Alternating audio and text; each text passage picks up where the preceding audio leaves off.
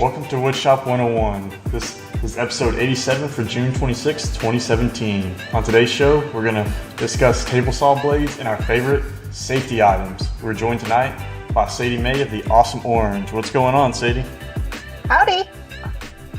You didn't say that right. It was the Awesome Orange. Oh yeah, the. There's only orange. one. Oh, so I didn't put enough emphasis on the? No. How are you tonight, Sadie? I'm doing good. Well, Looking forward to it. To this. I'm glad that you could be Sam's first guest host. Yay! Because she's awesome. Sam is solely responsible for getting you here. Yay! Thank you, Sam. Against our better judgment, we just let her do it. No, I'm kidding.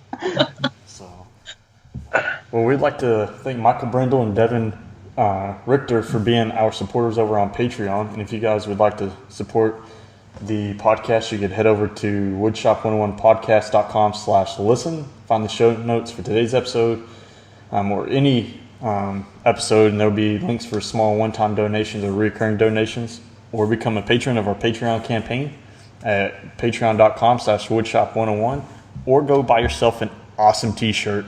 And you can find the link for that at countrysideworkshop.com/shop. And if you're watching this on YouTube, you'll see Drew flashing his shirt because it is a super comfortable shirt. So, all right, well, let's get into what's going on in the shop. Sadie, you want to go first since you're our guest? Sure. I just finished up an Ash Vanity.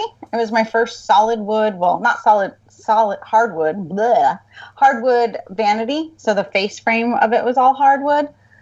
First time working with Ash, and super excited how it turned out. So I just finished that up, and next up is a dining room table that's all of Ash. All of the last dining room tables have been fir, so this will be totally different for me. You're gonna have to have your blade sharpened after all that's done. Yeah, I just thought about that because my shop, or the wood shop that I go to sharpen them, is on Thursdays, and I forgot to take them yesterday. I'm like, dang it, I gotta wait till Tuesday, and yeah, or buy some more so I have a second set. Or clean off the pitch off of it. Yeah, haven't never done that before, so that'll be interesting. Yeah, it requires a toothpick. Yeah. Some toothpaste. For everybody. Anything with the word tooth in it, you got to get it. Yeah. No, it's actually pretty easy. Like Rockler sells a kit, I think, for like $20 or something, $25. Comes with like the resin and pitch remover, and then it comes, I think, with like a little bucket or something you can put it in. Yes, I have that. That's what you have? And you just soak your blade in it, right? Yeah, you just drop the blade in, and then you let it soak for a little while, and then you pick it up, and you can wipe all of it off. It's awesome.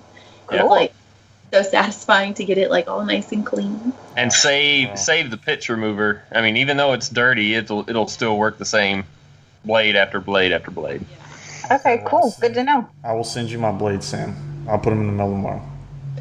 It's so funny. My grandpa's like, "You want to clean the bandsaw blade?" I'm like, "Yes, I love it." Yep. I'm like, "I'll clean it. It's so It's fun." like a 2-year-old. Yay! Yes, I got the best job. I know. It's so weird, but I like to do it. Makes them all nice and shiny again. So. Awesome.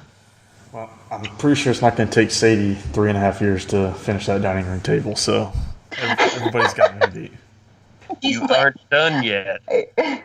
It's not done yet? What? Well, I mean, it's to the point of edible.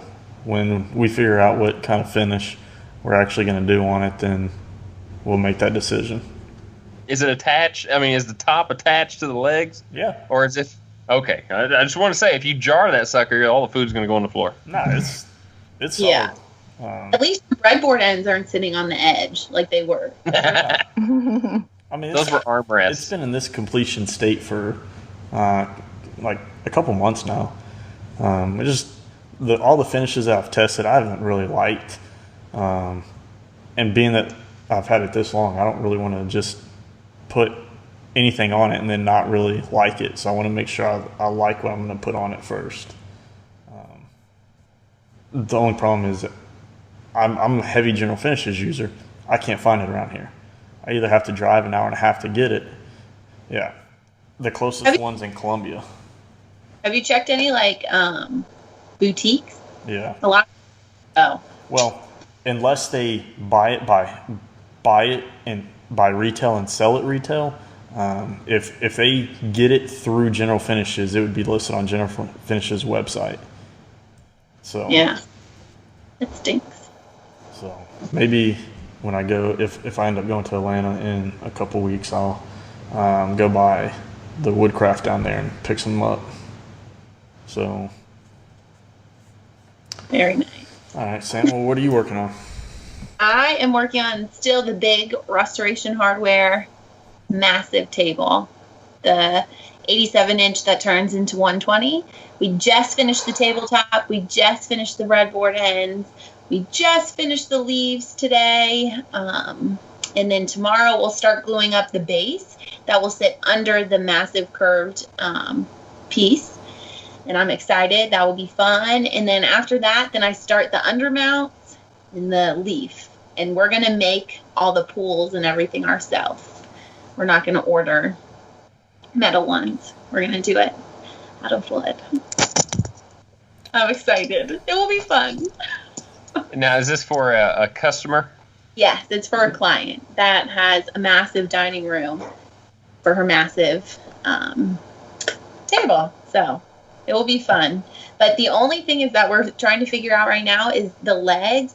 I normally like to push the legs in about 14 inches on each side so someone can sit comfortably. But we can't. They have to be 7 inches, 9 inches. And that's the only thing that's bothering me right now about this. Just put the kids on the end of the table. I know. And, it's going to be in a dining room. It's not where they're going to eat every day. So you can put a table there for show. I mean, not a table, a chair there for show. Mm-hmm. So I think it will be good. But I just finished floating shelves. And after the table, we are figuring out the stain tomorrow. Hopefully she'll be picking Weather Wash. It's the perfect color for her. So I think that will be fun. And then a big sideboard. But that's it for right now. Very cool. Oh. Awesome. What are you doing, Drew? Well, tonight and tomorrow night, after I get back from Skytook, I am going to finish up my new jig for the sled. And then Sunday night, I am starting a 3-dimensional letter puzzle for a coworker's wedding that's coming up at the end of the month. Their last name's going to be Delaney, so I got to make a D and cut puzzle pieces out of it. She's going to have her attendees at the wedding sign it, and then I'll finish it after she gets it all signed. I think I'm going to take a tip from Lazy Guy and have him sign it with Sharpie, and then put probably lacquer on top of it. I don't think it bleeds from what he found out. No, I've used lacquer and it didn't bleed, but I would say you need to finish it first with a couple coats of lacquer, or else the Sharpie will bleed through the wood grain. Yeah. I already planned to put some kind of sealer on it to keep it from bleeding through the grain. Yep. Yeah. My friends did that with a bench. I didn't build the bench, but I know that they put a sealer. What kind of friends are they? Back then I wasn't building, so I'll give them that. But since then I've built a bunch for them. Don't worry. Well, signs and whatnot. But they did the same thing, and it turned out really, really cool. And all of the guests signed it. And it was stuck. I think that's what Adam did too, was a bench. So that's a pretty good idea. And since it's a puzzle piece, a 3-dimensional piece, they can actually take it apart, and if the front face is filled up, they can actually turn the piece and maybe sign the inside of it, and you can put it back together. So that's really cool. Yeah. I can't wait to see a picture of that. So are you going to cut it on a scroll saw or bandsaw? Well, definitely not your bandsaw, because you have yet to hook that up. Yeah. Not going to be the bandsaw. It'll probably all be on the scroll saw, which means I can't make it super thick because scroll saw only has a certain depth of cut. So, but even that, an inch would be pretty good. Yes, I don't think I was going to go further than an inch and a half, but I haven't measured my depth of cut on the scroll saw, so I really don't know if it'll hold that. Yeah, and not only the depth of the cut, you have to measure it at the depth of cut when the blade is fully down. When it cuts on the downstroke, you'll need to measure that. So that's for the people that don't know how to operate a scroll saw. Yeah, I don't even know. I'm just playing with I you. think in, I don't know, the 3 years that maybe we've been doing this podcast, have you ever done a project on the scroll saw? I have. Thank you very much. Well, let's just say that I haven't done a full project on the scroll saw. I have used the scroll saw on a project. So maybe we'll just give you a jigsaw. We'll let you do it with the jigsaw.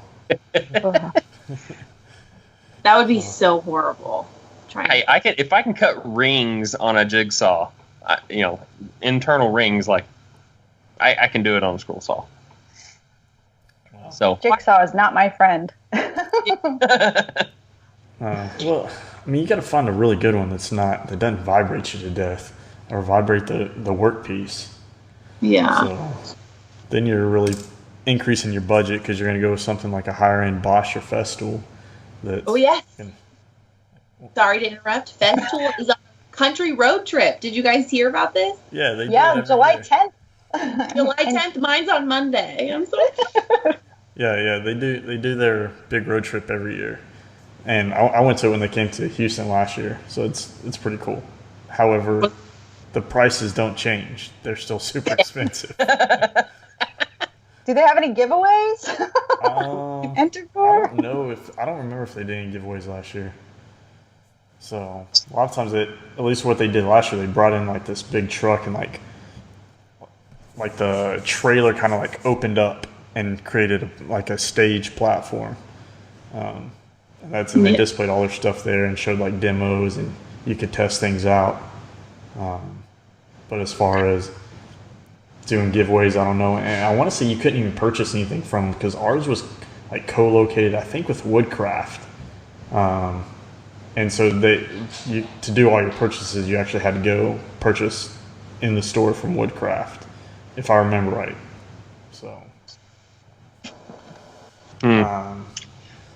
well, I've been all week designing. I've potentially picked up another commission, and it sounds like a pretty big commission. It'll be several pieces, but the first one I'm designing for the lady is a kitchen island.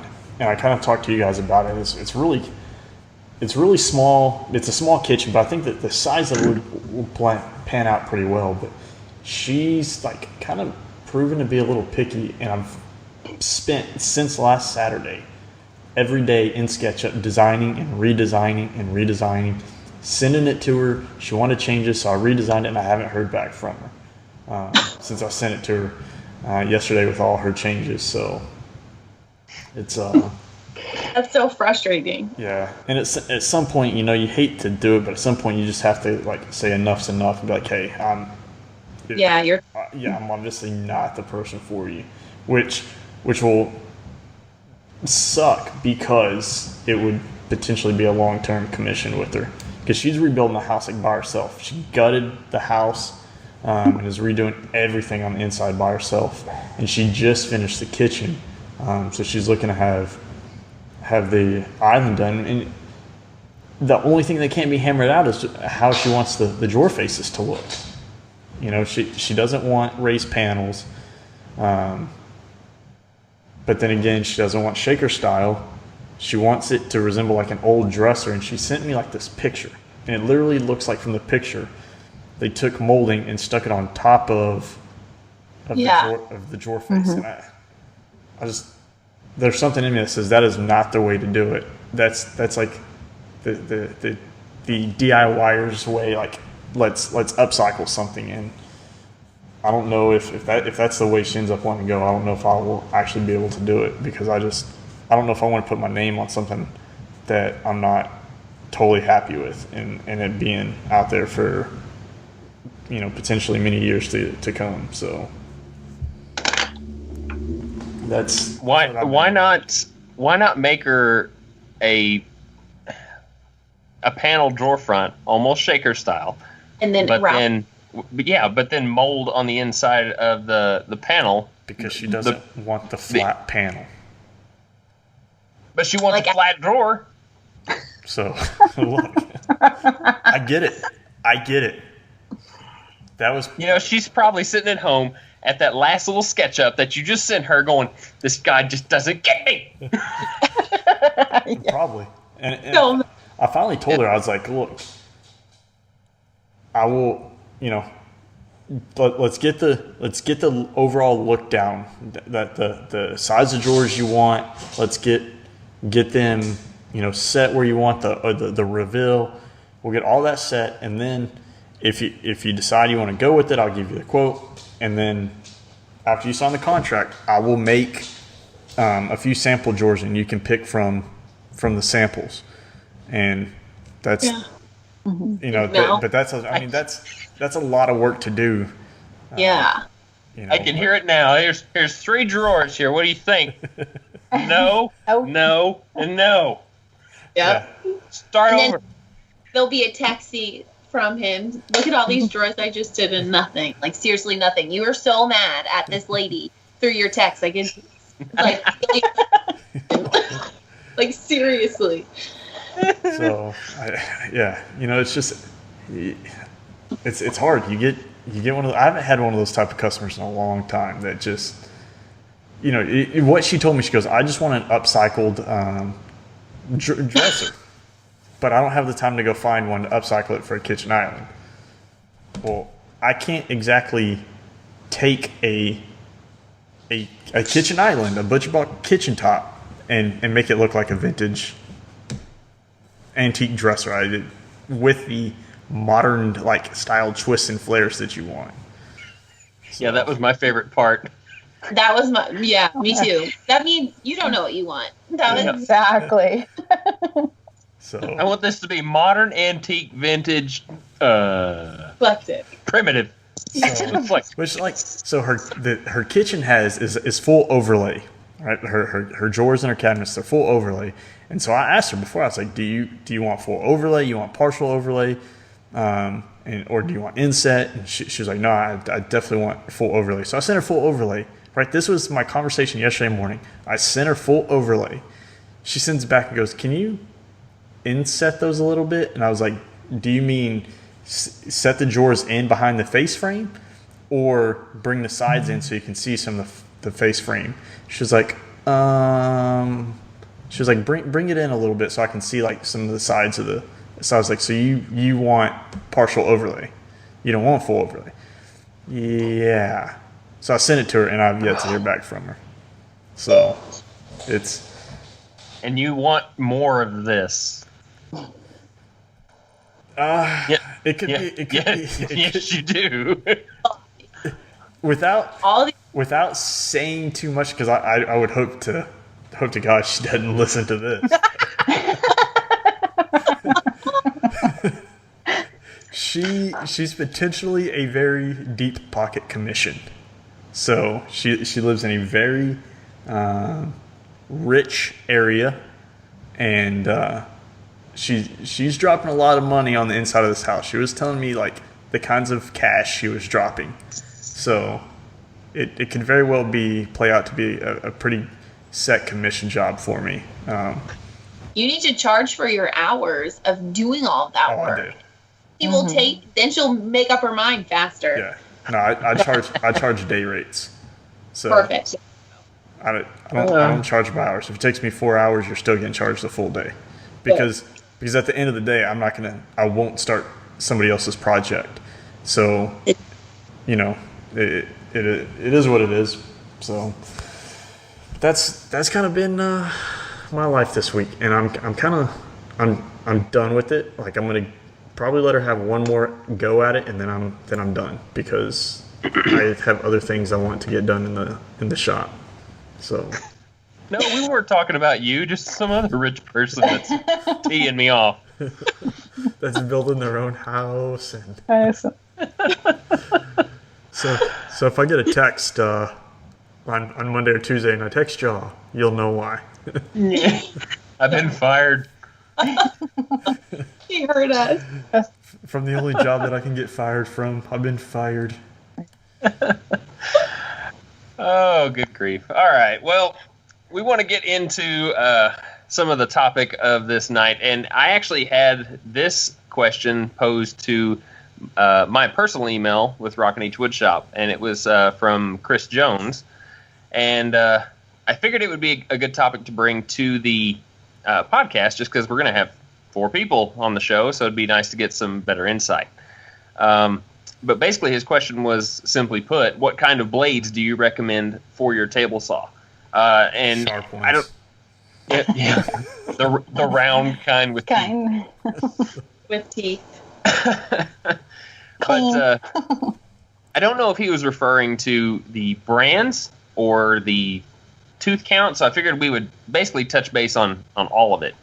And what's your personal preference? Amongst the 4 of us here. So the kinds of blades that I have used in my past, I've bought some of the Irwin Marples before, just because I was on a budget, and they worked for a little while. They're not that great for hardwood cutting, but if you're working with a lot of pine and fir, things like that, those blades tend to get you by pretty well. The clean of cut on like a cross cut is not that great, so keep that in mind.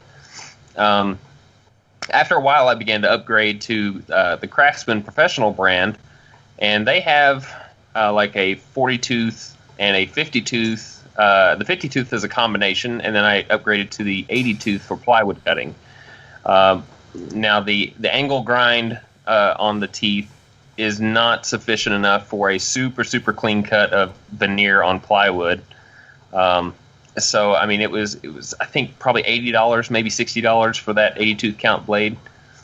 And it was pretty good bang for the buck to get me by. And I still have them in my shop, as a matter of fact. So after I dealt with those for about 2 to 3 years, and I finally upgraded to Freud's. And I really like the way the Freud's cut, especially the Ultimate Plywood and Melamine blade is super, super awesome for cutting real thin veneer. You don't even need to score it with a box blade. The angle grind, it basically cuts it just like a knife. It just kind of shears the wood fibers off. And I have the 50-tooth combination blade as well. And I basically just go between those 2 blades.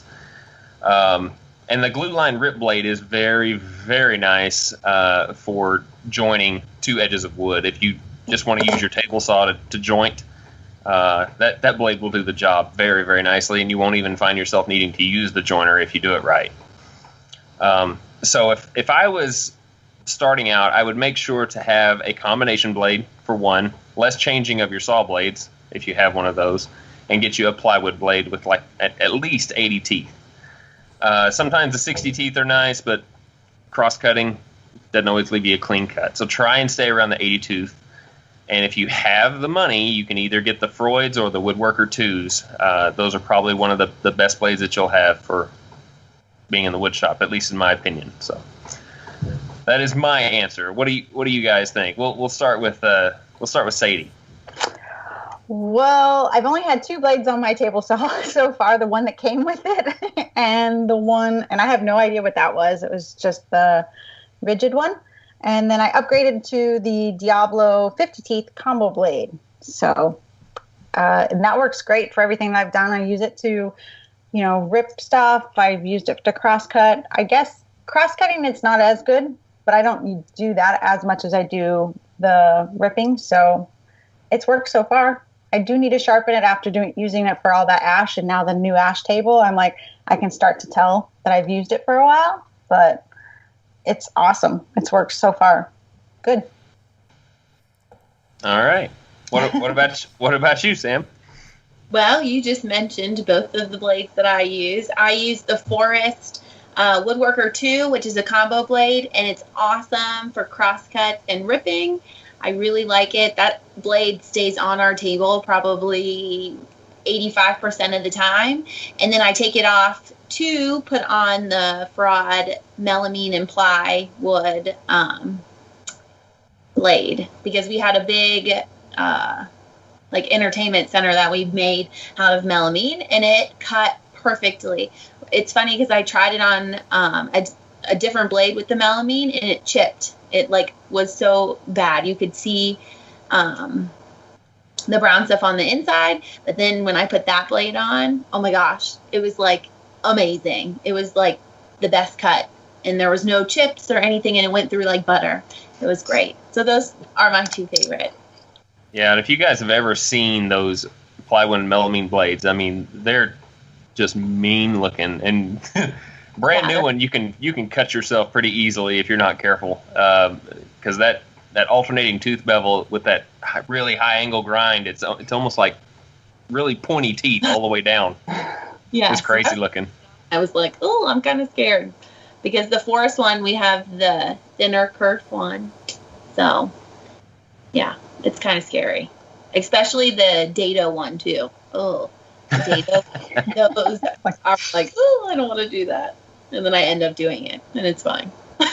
What about you, Jeremy? So I'm gonna pre-emphasize with, we had this conversation pretty in depth with Todd Clippinger when he was on, and I will go back and I will link that episode in the show notes, so you can both hear what we have to say now versus what we had to say, I don't know, 8 months ago when he was on. I think he was on maybe October, November. I don't really remember.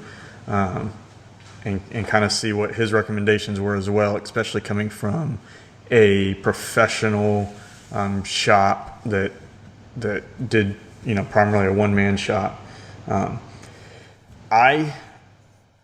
I've gone through several different iterations of blades. I started off with my DeWalt blade that came with the table saw. It proved to be an okay blade, but it's what I would lump into the category of disposable. It's a disposable blade. It's not made to be resharpened. It can be, but the cut quality is still not going to be great off of it after it's resharpened. And so from there, I upgraded to a Freud blade. I think it was one of their general purpose blades that with the high ATB teeth on it. And I want to say it's the Premier Fusion is what I got, maybe 40 teeth. And I used that for almost a good solid year. And it had great cut quality on it. Great cut quality. Until I chipped a carbide tooth off of it. So after playing with it, I would definitely say, Freud's good. I think they excel better in their specialty blade category, like their plywood blade, their melamine blade, their dado stacks. But I think their carbide is just a little too weak to be your go-to everyday blade. Some people swear by them and have never had an issue with them. I had an issue with it and I had to have it repaired. So now I have it as kind of like my backup blade, and I switched over to CMT, to their I think it's CMT Professional line, and I bought their orange. Yep, they're orange, and I bought their so they're I think it's their professional because their industrial line is just steel color. So I got their combination blade that has a flat tooth grind on it every third tooth, and it was like $60, and so far it has proven to be a way better blade or superior blade to the Freud Premier Fusion general purpose blade. Like I said, I still love my Freud, but it has taken backseat to the CMT, and for the cut quality and the price on it, I don't think you can beat it. And I want to say that's actually what Todd Clippinger recommended. It was. And he's been using the same blade for, I don't know, 10 years or something. Like, it was something crazy. Yeah, he swore by it. Yeah, he just keeps getting it resharpened. So you can't beat it for like $65. So I've definitely moved out of the category of what at least I call disposable blades. And that would be the blades that you pretty much pick up at your big box stores, minus Diablo. Diablo is the big box store version from Freud. So that's like their lower line product that they put out to Lowe's, I think, or Home Depot. I don't remember which one sells it, or if they both do. However, it's still not designed to be sharpened many times like their higher end blades. But if you're wanting to get into a little bit better blade for cheaper, definitely go and pick up a Diablo blade. But if you want to spend the cash up a little more up front, my recommendation is grab the CMT. I was going for a woodworker too. I've just read and heard a lot of things of the blade deflecting and bending under pressure, or having bad vibration. And again, that goes with some people swear by it and some people don't. And so I decided to take the lowest investment into another blade and see how it performed. And so far, it has exceeded all the expectations I had for it. So I would definitely recommend the CMT if you're looking at somewhere around the $50-$60 the monetary frame. But if you're wanting to go the $100 or more, go with a Freud or a woodworker too. Because I think it in the Premier Fusion something like $100 or $110, something like that. It's around 80 to 100, just depending on where you buy it from. Yeah. But and I know the woodworker 2 is usually about 120, 125. Yeah. Yep. So. Yeah, and that plywood melamine blade's roughly around that too, around 100, 125. Yeah. But you can't. I mean. Because I wrote it into the quote. I was like, well, I need a new blade. 25. Yeah. I mean, that's definitely how I do it. Or if I always put a portion of it, like I'll say, okay, it takes me, $10 to resharpen. So I'll add $10 at least to every order. That way, it's paying for its sharpening. Yeah. Because at the end of the day, you can only sharpen every blade so many times before you have to have the carbide replaced on it or buy a new blade. So I had to buy a new blade today. I was like getting the pitch off of our oh my gosh, the thing that I put in my table saw. Oh my gosh, I'm blanking. The riving knife? Oh my gosh, I can't think of it. The thing that you like put in to oh my gosh. Anyways, I was cleaning the pitch off with stop looking at me. You either put a table saw blade or you put a riving knife. Riving knife, yeah. Oh, my table saw blade, the inlay that you lay and then you cut. Oh my gosh, oh my god. Oh, the thing, the throat plate. Thing?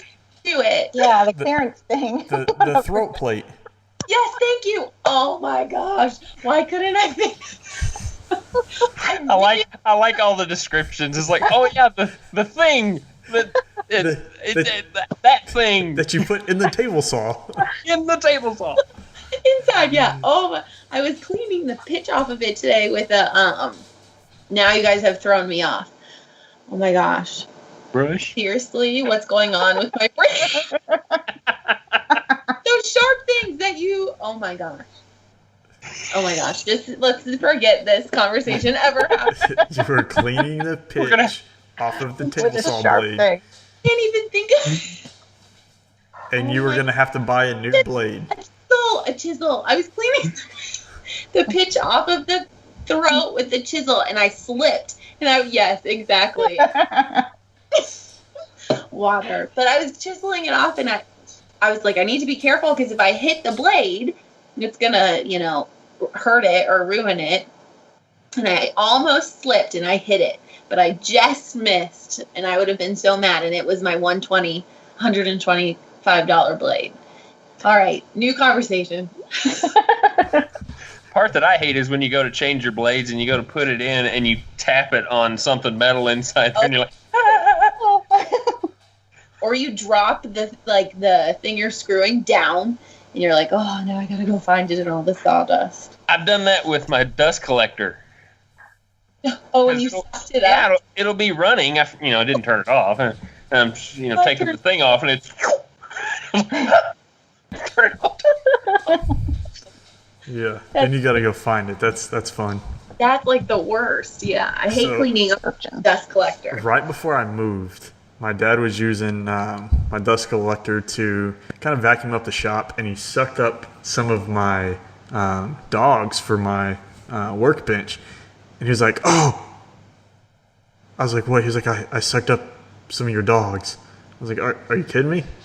He's like, all right, we're gonna have to like go dig it for it. I was like, no, just give me the $10. We'll go buy some more. Like, I'm not going like looking for it through a pile of sawdust. That's not gonna happen. And see, I'm afraid to suck things up like that because the one that I use just to clean up dust around the shop, not my big one. Anything that goes through that hose has to run past that metal turbine to get into the sack. Yeah, through the impeller. Yeah, it makes a nasty sound. I know. I hate when the dust collector, like you're planing something in our shop and you have to like continue to look back because it will just fill up and fill up and fill up and fill up, and then you have to like dig up. Oh, it's like the worst. And then all the sawdust falls on the ground. Crazy. Look into Oneida.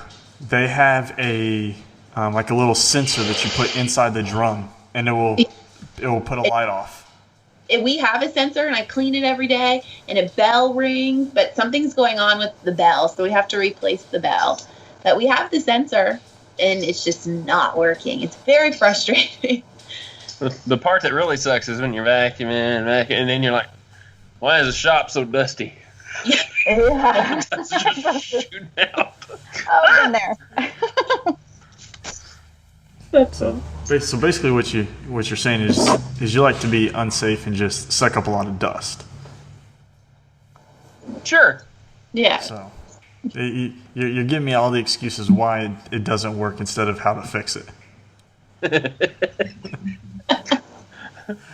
Wait, I'm not. She is. I'm talking to her. I know. Well, we have two. We have a big dust collector, and then we have a fine vacuum that I can wheel around and vacuum just like the tools that I'm using at that time. So we call that a shop vac? That's our shop vacuum. Yep. We have two. She's like that 2-year-old again. It's like, you want to go vacuum the shop? Yay! Anyone see my story from this week where I like spread it out and then I wrote summer and then I like did the rewind and I vacuumed up the sawdust? I was like, oh, that was so fun. Hey, when are you coming back to South Carolina? My shop really needs to get cleaned. Oh my God, I was just thinking the same thing. Come to mine. It's so dirty. Perfect. Whatever. She won't clean it. She'll make little sunshines all over your table saw. And then somebody will be like, you have alien crop circles going on. My grandpa was like, what are you doing? I'm like, I'm making a sun. He was like, oh my gosh, you need to get back to work. See her over there with the razor blade. I could like put it in.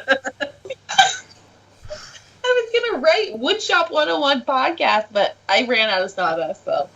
I'm sure you could have opened up the dust collector and got some more. That's what I was just gonna say. You're in a woodworking shop where should be no shortage of sawdust. But that includes like taking everything off, unscrewing, taking a handful. Yeah. Cleaning off the sensor again. It and sounds I'm like the a one valiant who effort. has to lay up there and clean it, and then it like, yeah. So. Yeah, that's why she always takes those videos going, I know. all that sawdust everywhere.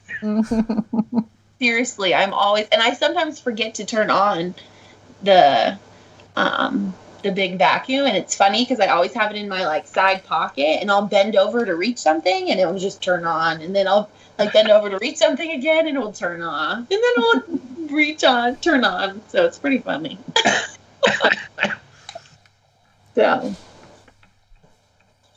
Oh, and now we come into Nice. Smooth. Even my dog's staring at you right now. He's just like, what is going on? realize I'm next to go. But He's sitting there going, is she ever going to get to it? Or I forgot it was me. All right, so next we want to talk about what's our favorite safety item in the shop. And so, Sadie, you can go first. Well, my favorite's going to have to be my safety glasses. Woo-woo! Got them on right now. I would have never guessed. Is that what those are? Yeah. I don't normally wear glasses, but they help me do my Instagram stories. So I feel like, I don't have to put on mascara. I can just put on my glasses. I just Makes me feel better. looks so But I wear these. I don't know. I'm like miss safety, I think. So I'm just like, I gotta put my glasses on. I gotta put my glasses on, my ears in, and I'm the one who I still go to the table saw every time. Take a deep breath. Okay, let's go. I think I just pause, so it's a reminder to me to make sure I've checked everything and I'm good to go. So, but glasses first, and then the rest of it. So you have a ritual that when you get out in the shop, you put everything on, take a deep breath, and then you go. Yeah, for the most part, it makes me so I don't rush. I try not to rush and get too comfortable. I don't want to get I want to be comfortable, but not too comfortable, if that makes sense. I've gone out in my shop like that before, and I've done that little ritual before. And as soon as I'm done with it, then I'm sitting here thinking, okay, now what do I do? I'm out here. I know I'm going to do something. Well, let me tell you a story about glasses here. I'm outside working, right? I got everything. It's a beautiful day. I got everything out. I'm working on Kendra's table, and she's where's your safety glasses at? I was like, honestly, I don't know. They're somewhere still packed away. I don't know. She harps on me for probably 5 minutes, to the point that I'm like, I stop what I'm doing. I'll walk over to the workbench, open the drawer, get the glasses, and walk back. And she goes, don't know where they're at, huh? And I was like, I just didn't want to go get them. But the fact that you wouldn't leave me alone, I had to get it just to hear you stop talking to me about it. She was like, should put them on the first time, next time. I was like, yes, ma'am. yes. Yeah. You should. Yes, ma'am. You just need some fun ones, and then you'll wear them more often. Well, Yes. I have to have the ones I use are prescription, because I'm too lazy to order more contacts, and I need to be able to read, or else I'll think 31 and an eighth and 37 and an eighth later. I didn't read the measurements right, and my whole piece is jacked up. So,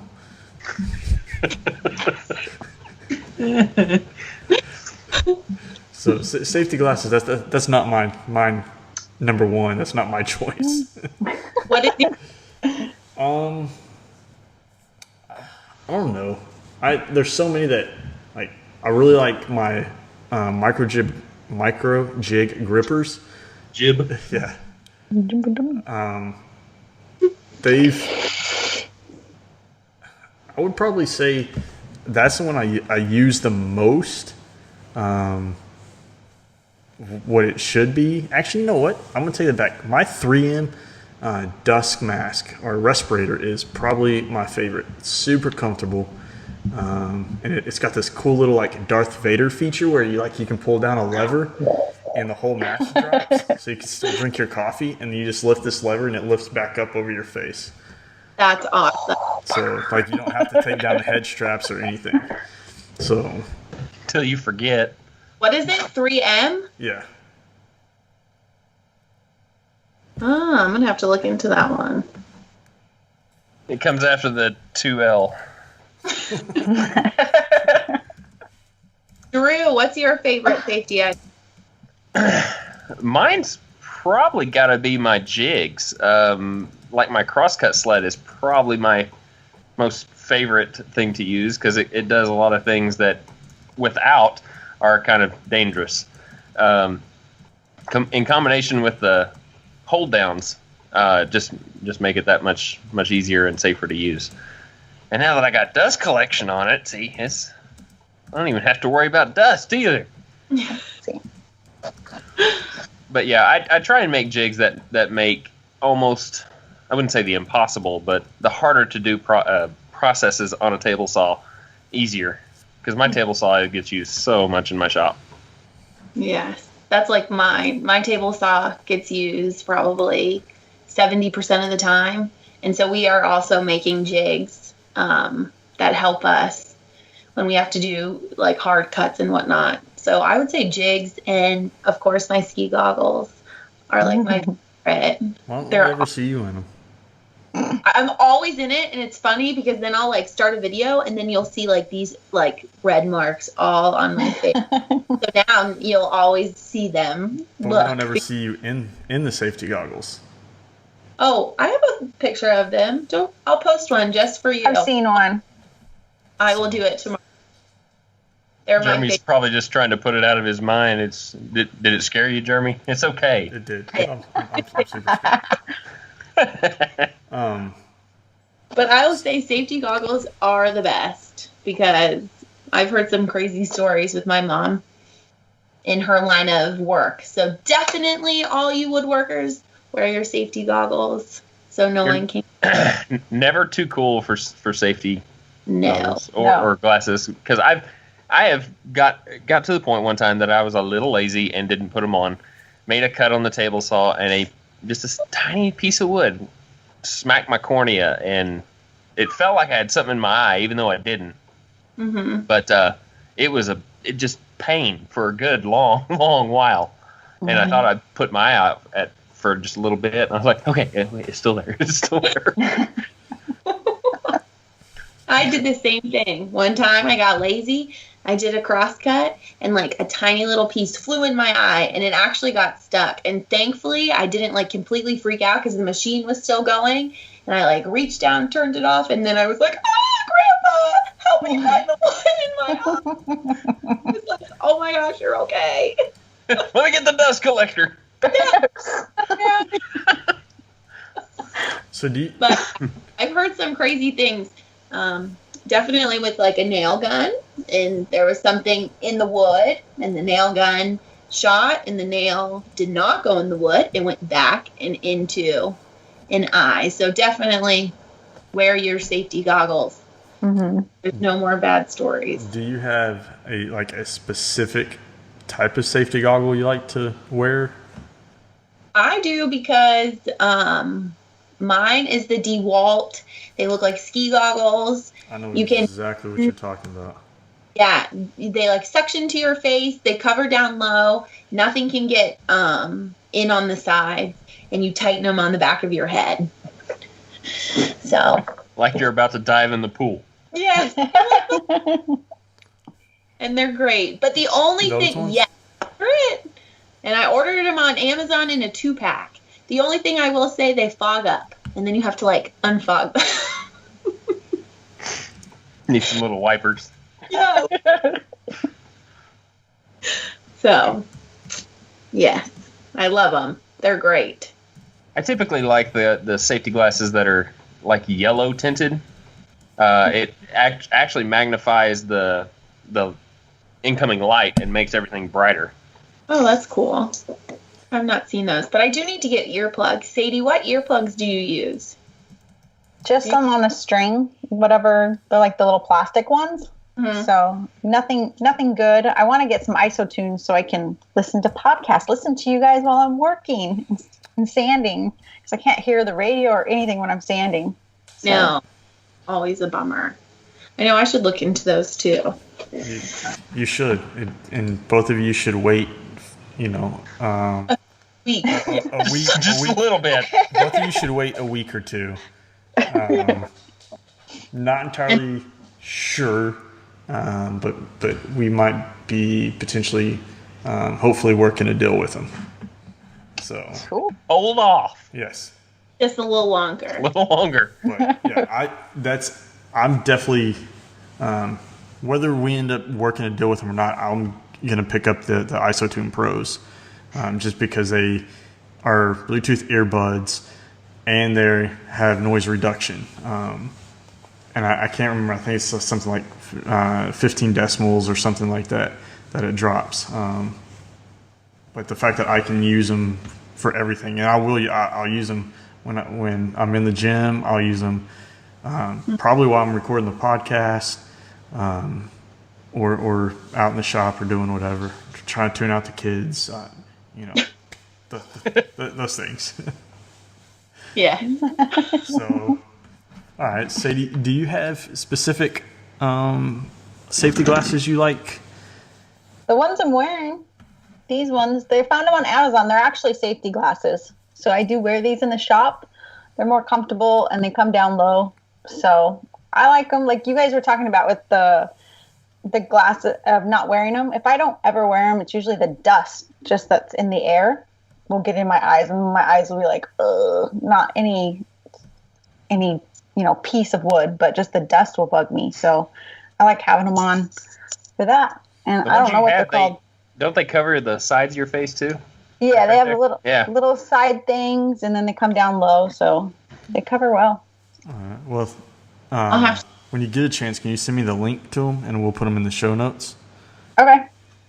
So that way people can see. Now, if you're looking for other safety glasses, or maybe you want to try something else in the future, I have several pairs. And in fact, I just broke my favorite pair of them not too long ago doing yard work of Fast Cap. They make like super, like I think they call them Featherlight safety glasses.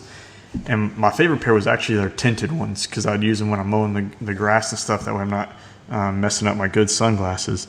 And I finally, after I think 3 or 4 years, I finally just snapped the arm piece off of them. But I think I got a couple of them actually. I have their regular clear ones. They do have the yellow tinted ones that have I think they're the high intensity orange or yellow or whatever they call them. And my son has a pair. They actually make really awesome kids safety glasses. So he has a pair of goggles, and he liked them, but not all that well. And so I picked them up. I think they're like $5, maybe $10 for the Featherlight kids ones, and he absolutely loves them every time we're out in the shop. So where did you get those? Fast Cap. Fast Cap? Yeah. And they have the kid ones on there too? Yeah. I'll send you the link when we're done. So they won't fit you, Sam. I know.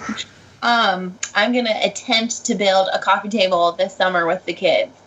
I'm gonna have it all cut out and ready to go, and all they have to do is help pocket hole and screw and paint and stain. So we'll see how it goes. Hannah likes doing the pocket holes. Yeah, and she just got Katie, who's the middle, just got her own little tool case with like a little screwdriver and a level. It is so cute. So if your kids are into it, also we can put that little cute bag in the show notes. It's on Amazon. It's about $30, and the stuff in there is pretty cute and good. And then they have their own little, so they don't have to borrow your tools. Yeah, Hannah got that I think it's Grow With Me toolbox and tool kit, and you can get it from Lowe's, and it's just a plastic toolbox, and it has a screwdriver, a level, a square, a tool apron, gloves, goggles. I mean, it's the whole rig up, and she just loves it. I made her a piece of wood that had whole different kinds of screws, Phillips and flats, and put a whole bunch of nails in it so she could it has a hammer too. Yeah. And she could just practice and screws in and take them back out. So it was kind of fun to make that for her. Yeah, so those kid safety glasses are, hang on, I have it right here. They are $5.50. That's not bad. Yeah, and then they have that's for the clear, and they have tinted $5.50, and then all their others, like their yellow, they have the red, they got a blue, They're all $6.50. So I'm sure I'll need to get different colors, or there'll be arguments. or wrap like a different color electrical tape around one of the. Yeah. Yes, we play with electrical tape a lot, actually. Home Depot, I buy all the colors, and then we do lots of art projects with electrical tape. So. And sawdust. And so. Well, now that we kind of hammered out some of our favorite safety items in the shop, let's talk a little bit about a product that we want to recommend this week. So, Drew, you want to go first? Sure. You made my screen go away with that little text of yours. Thanks. Well, maybe you shouldn't answer the text. Let's see. I want to recommend. It's not a tool necessarily. It's software that I use on my iPad and my iPhone, and it's called Pixomatic, and it's just basically a mobile app for photo editing, and works really close to some things that you can do on Photoshop. I mean, it's not as robust, of course, but all the thumbnails that I've made recently, like Sam's Secrets and can't remember the podcast right before that, but all of that, basically it was Sam's debut video, but all of those thumbnails I made on that app. So it's really easy to use, and if you have the iPad Pro and the Apple Pencil, makes it so much better and easier to do these cutouts. Sadie, I'm really distracted by the dude in your window. Is that my husband? Let's hope it's your husband and not some other dude. Oh, like, who is that? Oh! That's funny. Does he have clothes on? From here, it don't look like it. Yeah, from here it looks like he's completely naked. Oh, He's wow. probably enjoying the pool. He's enjoying something. Okay. Wow. Oops, I should text him. Tell him all of YouTube just saw him. You're famous. Wow. Oh, my red. But yeah, oh, he's gone. Okay. We're safe. We're good. But yeah, that software is really good. If you're interested in getting started in doing things like Photoshop, that is a good app to try. I don't think it's free by any means, but it is something that you can kind of get started in Photoshop, because Photoshop really is kind of difficult if you have never used it before. So that is my recommendation. Awesome. Let's go, Sam. What are you going to recommend? I am recommending Elmer's Max Glue.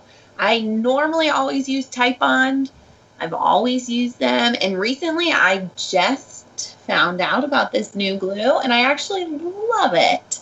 It sands off really easy. When I have to scrape it off I always wait about 45 minutes to an hour before I scrape on my glue ups, and it comes off really nicely, and supposedly it's stainable. It really isn't, but it actually does better than the Type Bond. I feel like the Type Bond is like you can definitely see if you accidentally have a little glue left on your piece. This is a lot better, and you can definitely touch it up. It's really easy to sand off. It's not as hard as the Type Bond, and it also has a longer window if you're gluing stuff up. It like stays, I guess, wet longer, so you have longer time to glue up. So I glued up my whole table in the way that we normally would do it with Type On. We would do a couple at a time just because we felt like it dried really fast. But the window for this Elmer Max is, I feel like, a little longer, and we were able to glue up the whole table in one swoop. So I really, really like it. I've never tried the just Elmer wood glue, so make sure it says Max. You're not like eating this Elmer's wood glue, are you? Is it like the skull paste that you're munching on? Yeah. Tastes delicious. It's like, oh, I got some squeeze out. Yeah. There's the show title. Sam's eating glue. Eat glue for real. Like, a girl in my class in kindergarten, she would like dip her finger in and lick it. I think that's about all kids in kindergarten eat glue. I didn't do it. I didn't do it. Yeah. No, I stabbed myself in the back with a pencil, and I still have lead in my back to this day. In kindergarten. Oh, that's why you're losing your hair. Yeah. But so we're gonna get on side twos now. So just real quick. So I remember vividly in kindergarten. So this is 25 years ago, 26 years ago. I remember holding my pencil just in my hand with the point sticking this way, and I went and grabbed the back of my chair to scoot up. Well, in elementary, the back of our chairs had like 3 little slits in them. We had little plastic chairs, and I guess it was sticking through one of those slits, and I leaned back, and I felt it go into my back, and I knew it was there, and I can still like feel the feeling of me pulling it out of my back. And I didn't say anything to anybody. And like a week or 2 weeks later, my mom was like, what is that on your back? And I told her all about it. And to this day, I still have green lead. The lead, but it's turned green over time. And it's still clearly in my lower back. Oh, ouch. So, woodworking's in my blood. I got a pencil, wooden pencil stuck in my back. Literally in my blood. So... I bet that was not fun pulling it out. No. What's this on your back? Nothing. Yeah. Like, I didn't say anything because I was so like afraid I was going to get in trouble. So I didn't say anything to my teacher, my mom, nothing. And I just happened like I think taking a shower or something, and she saw it and she was like, "Oh, we got to take you to the doctor and all this other stuff." And they're like, "Yeah, there's nothing we can do for it. Like we could cut it out of him, but it's not going to kill him." So. Here I am. It's you got a story to tell. Yeah. So, but anyway, back to the Elmer's glue in kindergarten. Now that Sam's eating her glue in the shop, that's why she's switching. So I've used the regular Elmer's wood glue, and it works pretty well. But you can also use like regular school glue, and it works great. Regular white Elmer's school glue you can use. And a lot of older woodworkers swear by it because it's a water-based glue. So it's really good for making putty filler, with sawdust. Paper mache? Yeah. No. At my That's your hobby. woodworking guild, well, my grandpa's, he was telling me that a lot of the older woodworkers do use the Elmer's glue, and it works perfectly fine, and they love it. So, and he did tell me about mixing the sawdust, and that's awesome too. The only thing with using like the regular school glue, or they call it white glue, is the fact that it has no resistancy to moisture. So if you're going to use it, it's not good for like a cutting board or anything that you're going to use that's going to be exposed to any kind of moisture. So then you would need to go back to a regular PVA glue like Titebond 2 or something. And in fact, I want to say the Elmer's wood glue is water resistant. I used it quite a bit, and I want to maybe I still have a bottle out there. I'm not entirely sure. But once I switched over to Titebond, I just haven't used anything else until I started. I use DAP Rapid Fuse now for smaller projects. So I like using that for jig building. Yeah. I mean well. In fact, check it out the clamp rack that I just put up on Instagram that I finished and got up on the wall. That's Brad Rodriguez from Fix This Build That, his design. I built that entire thing with screws and DAP Rapid Fuse. And I attached a piece in a wrong area, and within a minute it was so stuck on there that when I went to break it off, it actually broke the veneer off of it broke the wood. Yeah. So I had to do patchwork to put it back. So it's very strong. It is another type of CA glue, but it's the formulation just makes it so much harder than regular CA glue. Yep. It's also good for the attaching T-track. Yeah. So yeah, I've definitely, because they have two different. They have their general purpose, and then they have their rapid fuse wood adhesive. And I only have the wood adhesive, but I've used it for tons of things that's non-woodworking. Yep. And it's worked just fine. So I've not used it. Be prepared. There's no window. No, there is a little bit longer of a window than regular CA glue. I think there's a minute open time instead of 30 seconds. Okay. But it's definitely a little bit longer, but it's not near what you're going to get from a wood glue. So, but Perfect. I'll definitely have to give Elmer Max a try. I always try to pick up, little bottle, try to give things a try. So, all right, Sadie, what's something you want to recommend? Well, recently I've done a lot of cabinets, so getting them square and doing all the drawer boxes. My first attempt at 2 builds ago, I ended up throwing away because I couldn't get it square enough. So I ended up getting the Rockler clamp it squares. So they're just these plastic square things that I can actually clamp in the corners. Plus I can have my pocket hole, right angle clamps, and it just helps everything not to slide when the glue's on there. And I can keep everything straight over longer spans. So those have really helped me, give me an extra set of hands while I'm out there. So I can clamp it in multiple corners and keep, making sure everything's square. So I'm glad I got those. Yeah, I've got the big ones and the small ones for that, and they do come in handy. And a lot of people wondering why they don't sell them in packs of 4, because I think they only come in packs of 2. And generally, if you just put them in the opposing corners, it'll square up automatically the other 2 corners, so you don't need them in all 4. I've even just put them in one corner before, and it helps to square up everything else. So, they work really, really good. Yeah. It helped me, saved my project. Those are the black, the black squares, right? Yep, they're the black ones, and you can buy the little clamps that slide into them too. I didn't get those, but I just used my regular Betsy clamps that I had, and you can clamp it right on there, and those worked well too. So because there's a lot of different.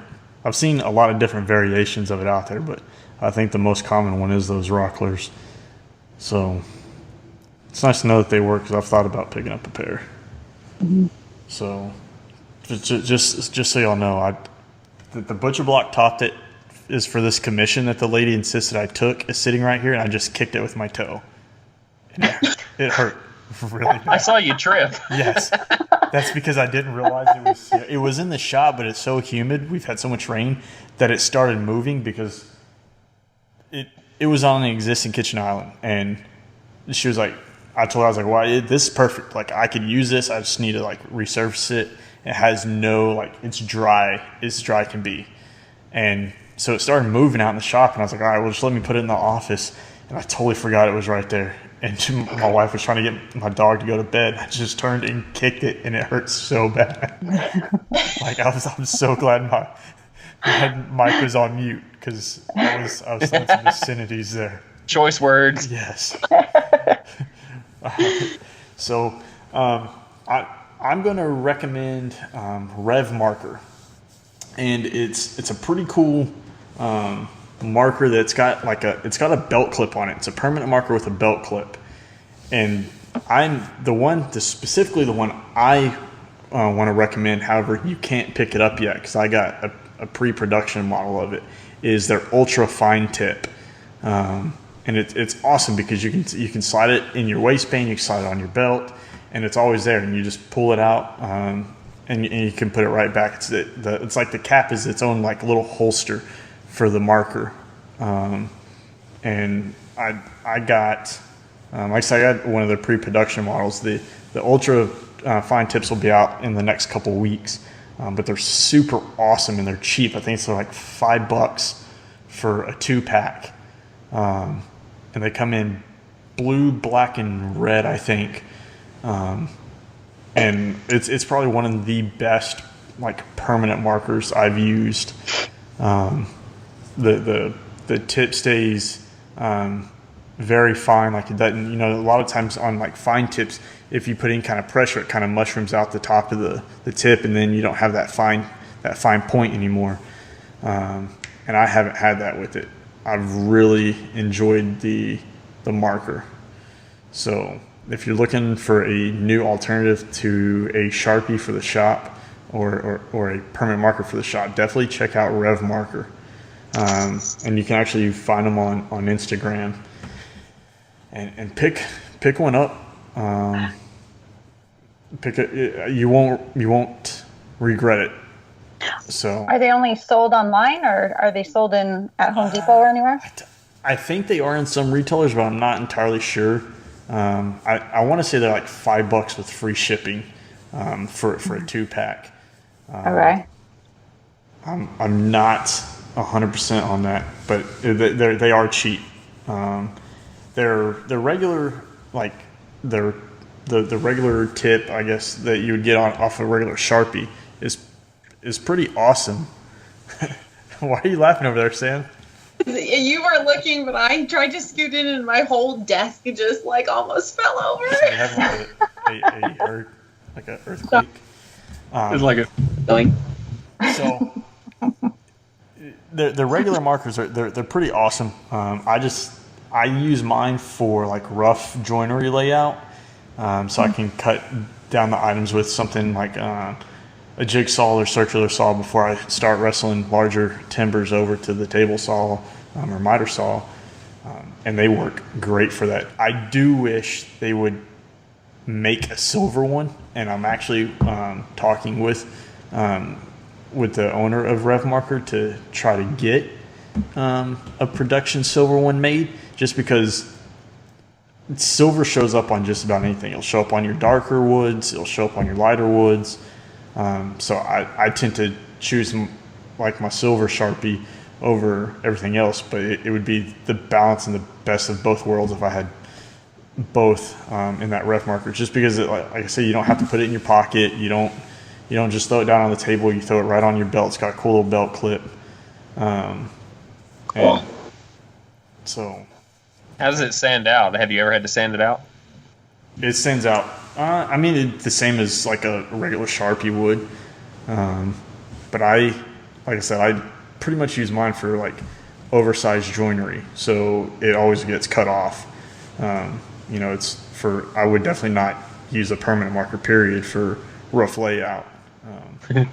Tough. Or not rough layout, for final layout, just for that fact of you may have to sand it a little bit more to get rid of the marker. But for your everyday task, it's pretty awesome. I had one. I don't know. In fact, I got it right here. All right, let's talk about him. He's got his earphones out. Quickly. Oh, he's dropped. All right, so this is like what the package looks like, and I already have one. Like one's in my bag for work, but this is like your belt clip right here, and you slide it down, and you go to pull the marker out. Then you pop it. Slide it right back down on your belt clip, or clip it on your pocket, something like that. And see, this is the ultra fine tip. Yeah, we use super small. The thin, the fine Sharpie. Like when we did the layout for the curve of the base of the table, we used the Sharpie, and that would be awesome because we're always losing the cap, and we always say, "Do you have the cap?" No, I don't have the cap. Do you have the cap? And then the pencil. Like the other day, I was driving and I had a pencil in my bun. I forgot to leave it, so then that's -1 pencil in the workshop because it's never going to make it back there. Yeah. So that's all that it has that clip. Now that I found these, I probably won't go back to like a traditional Sharpie, except for my silver ones. Like I said, if they can make these in a silver, then that they will probably be the permanent place in my shop. Very cool. And we'll provide the link in that, but definitely check them out. You can check them out on Instagram.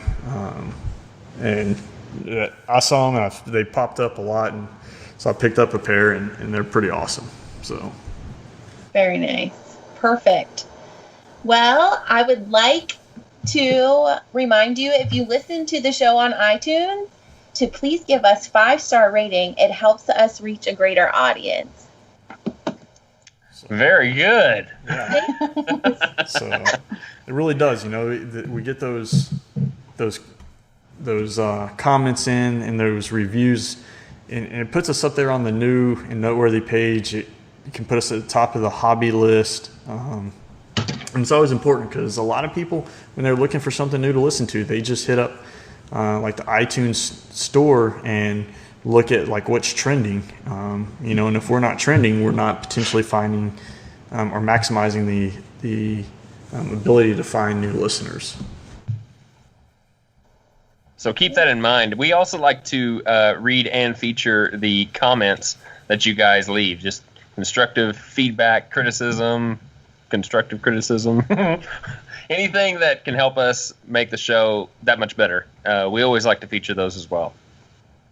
So before we say goodnight to this particular episode, since we have a special guest, Sadie Mae, for those of the listening audience that want to get in touch with you to find out more about who you are, what you do, how would they go about doing that?